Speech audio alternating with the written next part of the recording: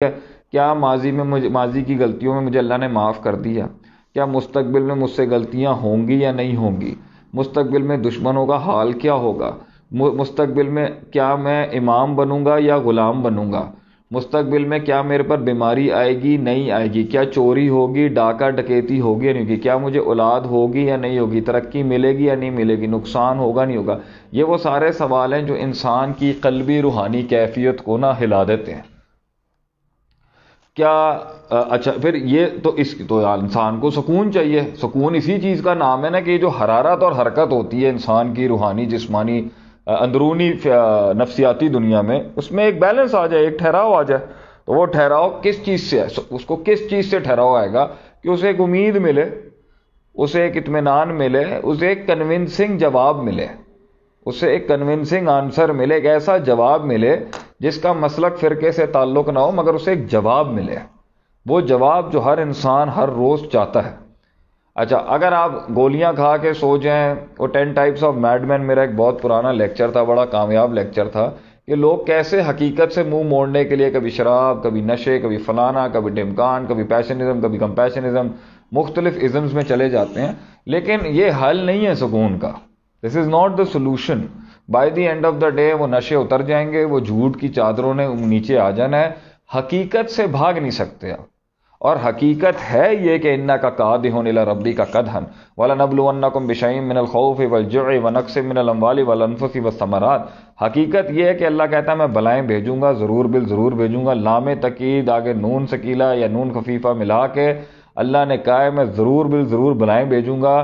خوف، بھوک، موت، تباہیاں، بربادیاں، آبادیاں، یہ سب فتنے بن کے لائف میں آئیں گی. یہ دنیا جہاں انسان کے اوپر آزمائشیں، پرابلمز، بیماریاں یہ نہ ہے، یہ ہو نہیں سکتا. کچھ لوگوں کو بارے میں ایک زمانے میں سمجھتا تھا کہ بھئی میری لائف بہت ہی ٹف ہے، میں نے رستے جو چنے زندگی کے اندر وہ اچھے خاصے ٹف ہیں، مشکل ہیں، ہر وقت ہی ٹینشن، تکلیفیں وغیرہ. کاش میں سیٹل ہو جاؤں، کاش میں مائنڈ کو ایک جگہ پہ رکھ کے ریلیکس کر لوں. کچھ بڑے ہی عجیب بیوقوف لوگوں نے بھی مجھے ایک دفعہ کہا، احمق قسم کے وہ لوگ تھے، کہ آپ ڈیفائنڈ ہو جائیں ایک سائڈ کے اوپر. کیونکہ وہ خود کمزور تھے، خود ضعیف تھے، اور خود ان میں اتنی ہمت نہیں تھی کہ وہ ساری فیلڈز کو لے کے چل سکتے. تو میرا بھی مائنڈ کہتا تھا میں ایک سائڈ پہ لگ جاؤں، یا موٹیویشن کی سائڈ پہ ہو جاؤں، یا پھر جو ہے نا یہ درس نظامی کی طرف ہو جاؤں، یا کارپوریٹ کی طرف ہو جاؤں، یا فلاں سیاست کی طرف ہو جاؤں، یا کاروبار میں تو یہ کیونکہ جب آپ اتنے ایریاز میں کام کر رہے ہوتے ہیں نا تو وہ چیزیں کھینچ رہی ہوتی ہیں آپ کو، اور اس سے آپ کے اندر جو ہے نا گرے ایریا جسے میں کہتا ہوں نا کہ گرے جو ہوتا ہے نا وہ بہت ڈسٹربنگ ہوتا ہے.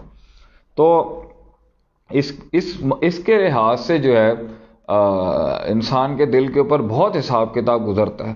تو میں ایک بارے میں سمجھتا تھا کہ بھائی شاید ساری تکلیفیں، ساری ٹینشنیں، یہ ساری مسائل ہم جیسے لوگوں کے لیے ہی ہوتی ہیں شاید، جن کا کام ہے لوگوں کی خدمت کرنا، قوم کو اجاگر کرنا، قوم کی خدمت کرنا. کبھی فنڈز کا مسئلہ، کبھی اس منصب پہ بیٹھ کے ایک آدھ غلط الفاظ نکل جائے تب ہمارے اوپر اتنی بڑی کیمپینز چلا دیتا ہے کوئی. ویسے ہی اپنا کوئی باغی ہو جائے، کسی چیز سے ہو جائے، کسی بھی چیز سے ہو، ہزار قسم کے ٹینشن مسائل انسان کی لائف میں آتے ہیں.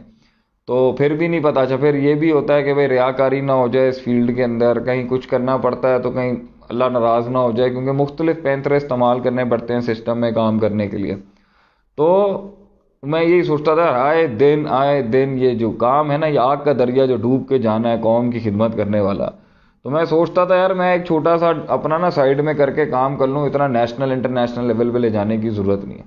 تو میں نے دوسروں کی زندگی میں جب دیکھا نا تو میں نے دیکھا ہر انسان کی ازمائش اس کے لیول سے ہو رہی ہوتی. اگر مجھے، کیونکہ روز صحابہ کہتے تھے نا مجھے اتنا بخار روز کا ہو جائے، ہمیں اتنا بخار روز کا ہو جائے کہ ہماری نمازیں نہ چھوٹیں، لیکن وہ لانگ ٹرم بڑی مصیبتوں سے ان کی پناہ رہتی تھی. تو جو چھوٹی چھوٹی ٹینشنز اور چھوٹے چھوٹے ہر وقت کا سٹریس یا ہر وقت کی پریشانی اس فیلڈ میں رہتی ہے، تو اس سے اللہ ایک طریقے سے ہمیں بہت بڑی تکلیفیں بھی آ جاتی ہیں. لیکن جب میں نے کسی کی لائف میں دیکھا کہ ابھی ایک گھر میں ایک بچی تھی، وہ جھولے پہ بیٹھی ہوئی تھی، میری فیملی میں ایک بچی تھی، تو وہ گری اور اس کا اپنا ویٹ ہی اس کرسی کے ساتھ اس کی ٹانگ پر آیا، اس کی 2 انگلیاں ٹوٹ گئی. اچھا کسی کے گھر میں بھی اللہ کی حفاظت سے، اللہ ہماری بھی حفاظت کر، کسی کو کرونا ہو گیا ہے، کوئی آئی سی یو میں ایڈمٹ ہے، کچھ فلان ہے، کسی کے بچہ ہوا ہے، بچے کے بعد اس کا جو ہے ماں کا جو ہے وہ اس کو سسٹ ہو گئی ہے ایک جگہ کے اوپر، اس کے اپنے ایشوز چل پڑے. تو میں یہ دیکھتا ہوں کہ یار کہاں نہیں ہیں ٹینشنز، کہاں نہیں ہیں بیماریاں، کہاں نہیں ہیں پریشانیاں، کہاں تنگیاں نہیں ہیں. ابھی ایک شخص ہے وہ ہمارے خاندان میں فوت ہو گیا صرف پیسوں کی ٹینشن کی وجہ سے کہ اس پہ قرض بہت چڑھ چکا تھا، مگر لوگوں کو بول نہیں سکتا تھا، اور یہ کووڈ-19 نے بہت سے لوگوں کے شاید گھر بھی اجاڑ دیے ہوں گے. تو ان سارے حالات کے اندر بھائی سکون کیسے، سکون جو ہے وہ کیا چیز ہوتی ہے؟ اللہ ہے سکون سب سے بڑا، اور کوئی سکون نہیں ہے. میتھمیٹکس ہوگی گراؤنڈ پر، آپ 10 گارڈ کھڑے کر لیں، آپ بڑی سی اپنی سلطنت بنا لیں، آپ فلاں کریں، کہ اینڈ میں اور شروع میں بھی اصل ہے اللہ. اللہ کے ساتھ انسان کا سکون بنتا ہے، مگر اللہ کے ساتھ صرف اللہ کے نام کے ساتھ جڑنے سے سکون سٹیبلش نہیں ہوگا. وہ بھی ہو جاتا ہے کہ یار اللہ ہے، مگر جتنا آپ اللہ کو جانیں گے، جتنا اللہ کی پہچان ہوگی، جتنا اللہ کی معرفت ہوگی، جتنا اس کے ناموں کا پتہ ہوگا، جتنا اس کی صفات کا پتہ ہوگا، جتنا اس کے افعال کا پتہ ہوگا، جتنا اس کے ایکشنز کا پتہ ہوگا، اس کے ایٹریبیوٹس کا پتہ ہوگا، اللہ کی کیا چیز عذاب ہے اور اللہ کی کیا چیز نعمت ہے، یہ فرق کرنے کا علم ہوگا. اللہ کہاں ڈھیل دے رہا ہے اور کہاں انسان کو گمراہ ہونے کے لیے اس کو ڈھیل دے رہا ہے، یہ کیسے فرق کریں گے ہم اس کو؟ اچھا اللہ تعالیٰ یہاں غصے میں تھا یا ہم سے خوش تھا یا راضی تھا، یہ کیسے پتہ چلتا ہے؟ مال اور دولت گھر میں آ رہی ہو تو اس کا مطلب یہ نہیں ہوتا کہ اللہ راضی ہو، اور مال اور دولت گھر میں آ رہی ہو تو اس کا مطلب یہ بھی نہیں ہے کہ اللہ ناخوش ہو. سبجیکٹو ہے، محل دیکھنا پڑے گا. گھر کے اندر فقیری ہے، غریبی ہے، اس کا مطلب یہ نہیں ہے کہ اللہ ناراض ہے، اور ہو سکتا ہے یہ فقیری غریبی ناراض بھی ہو. یہ والی آیت، یہ حدیث کیسے سمجھیں گے ہم کہ ان اللہ اذا احب قوما ابتلاہ، کہ اللہ تعالیٰ جب کسی قوم سے محبت کرتا ہے اس کو بلاؤں میں ڈال دیتا ہے، انہیں آزمائشیں دیتا ہے ان کے اوپر. اور کسی قوم اور یہ ہمیشہ ایسے بھی نہیں ہوتا، کبھی کبھی اللہ تعالیٰ کسی کو آزمائشیں نہیں دینا بھی رحمت اور نعمت. تو فرق کیسے کریں گے؟ گناہوں کی کاٹ اللہ کیسے کرتا ہے، کس طریقے سے، کہ کب یہ ہمیں پڑھ کے آئے گا. ایک تو ہر کسی کا اللہ ہے کہ جو وہ فیل کرتا ہے، اور فیلنگ میں آج کل دیکھتا ہوں انٹرنیٹ پہ ہر کوئی اپنی فیلنگز بیان کر رہا ہوتا ہے. I feel my God to be like this, مجھے فیل ہوتا ہے کہ میرا اللہ ابھی مجھ سے اس طرح کلام کر رہا ہے. لیکن بھیا یہ بہت بڑی یہ غلطی ہے کہ ایک تو فیل ہے نا، ٹھیک ہے اللہ کے ساتھ آپ کی ایک فیلنگ ہے، آپ کا ایک گٹ ہے جو چلتا ہے کہ بھئی مجھے یہ فیل ہوتا ہے اللہ کے بارے میں، لیکن اگر آپ نے اسے کنفرم کرنا ہے نا تو وہ ٹیکسٹ سے کنفرم ہوگا. وہ آپ کی خیال اور آپ کے احساس اور آپ کے فیل پر نہیں چل سکتے ہم. ہو سکتا ہے آپ کو ایک فیل آ رہی ہو کہ جی میں بہت اس ٹائم پر سیٹ ہوں، اور ہو سکتا ہے کہ وہ مسئلہ اللہ کی شریعت کے اندر حرام ہو، آپ کے لیے غلط ہو، آپ کو وہ شیطانی وسوسہ اور ہو سکتا ہے آپ ایک فیل گڈ فیکٹر پہ سمجھ رہے ہو یار اپنا بیڑا پار ہے. اچھا ایک جگہ کے اوپر آپ کو پھنسایا جا رہا ہے، آپ کو بربادی کے، آپ کے آگے فرعون کے آگے نا وہ اسباب بنائے جا رہے تھے، اور وہ خود بھی بناتا گیا، وہ پھنستا بھی گیا، وہ سمجھ ہی نہیں سکا اس کے ساتھ کیا ہو رہا ہے. تو پوائنٹ یہاں پر یہ ہے کہ یہ سب سمجھنے کے لیے کہ جو زمین کے زمینی اور آسمانی اور دنیاوی اور جسمانی معاملات میں جو تغیر اور تبدیلی آ رہی ہے، اس کو اصل چیک تو ٹیکسٹ کے ساتھ کیا جائے گا، فیل کے ساتھ نہیں.